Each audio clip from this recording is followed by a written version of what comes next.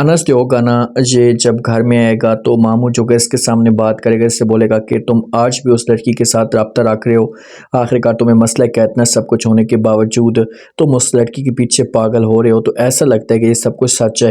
तो आगे से अनस जब ये बात सुनेगा तो मामू को साफ अल्फाज में इनकार कर देगा। मामू को बोलेगा कि मामू जान, मुझे आपके ऊपर ये बिल्कुल भी यकीन नहीं था, मैं बिलीव नहीं करता था कि आप इस तरह की बात भी करेंगे। खैर, आपने अब बात कर दी है तो मेरी बात भी कान खोल कर सुन लें। उस लड़की का किसी किस्म का कोई कसूर नहीं था, लेकिन वो लड़की मेरी वजह से बदनाम हुई है, ये मेरी वजह से उसके साथ ये सब कुछ हुआ। तो फिर उसको मैं हाउसूट में घर के अंदर लेकर आऊँगा, इस घर के अंदर उसको मैं जगह दूंगा, ये मकाम दूंगा। तो ये बातें जिसको जब वो मामू सुनेगा तो साफ अल्फाज में से इनकार कर देगा।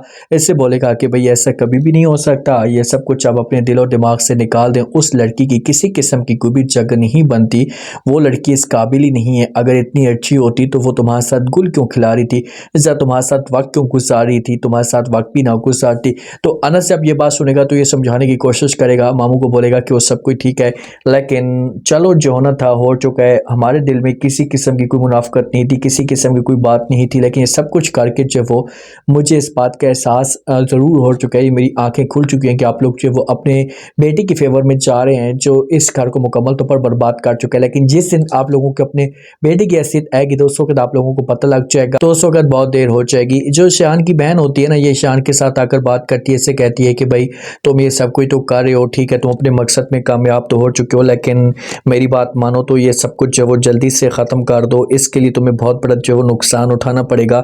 अब सब कुछ तो पता लग चुका है ना। तो शान मुस्कुराकर जवाब देगा अपनी बहन को, इससे बोलेगा कि जो होना था वो तो हो चुका है। अब मुझे इस बात का बिल्कुल भी जो वो फ़र्क नहीं पड़ता कि आगे क्या होगा, क्योंकि मैं ये चाहती थी, मैं ये चाहता था कि सब कुछ हो। मैं उससे एक दफ़ा बदनाम देखना चाहता था, तो अब वो बदनाम हो चुकी है। तो इस बात का मुझे कोई फ़र्क नहीं पड़ता कि अब आगे क्या होगा। तो अब नेक्स्ट एपिसोड में क्या इंटरेस्टिंग ट्विस्ट पैदा होगा, क्या जहाँ से जो वो जो अनस है, ये अंसा की जो असलियत है ये सबके सामने खोलेगा। क्योंकि भाई भी यकीन नहीं कर रहा और आरिफ तो अपनी बेगम की बातें मानता जा रहा है। बेगम इसके सामने नाटक पे नाटक किए जा रही होती है और ये आंखें बंद करके जो वो बातों के ऊपर यकीन कर रहा है। तो आरिफ के सामने अगर हैसियत खुलकर आती तो ये क्या अपनी बेगम को घर से बाहर निकालेगा, क्योंकि इसने वीडियो देखी तक नहीं है। इसका हक बनता था कि वीडियो देखता और उसके बाद बिलीव करता या आगे की कहानी चलती। तो आप लोग इस बारे में क्या कहते हैं, अपना फीडबैक लाजमी दें और चैनल को भी लाजमी सब्सक्राइब कर दें। शुक्रिया।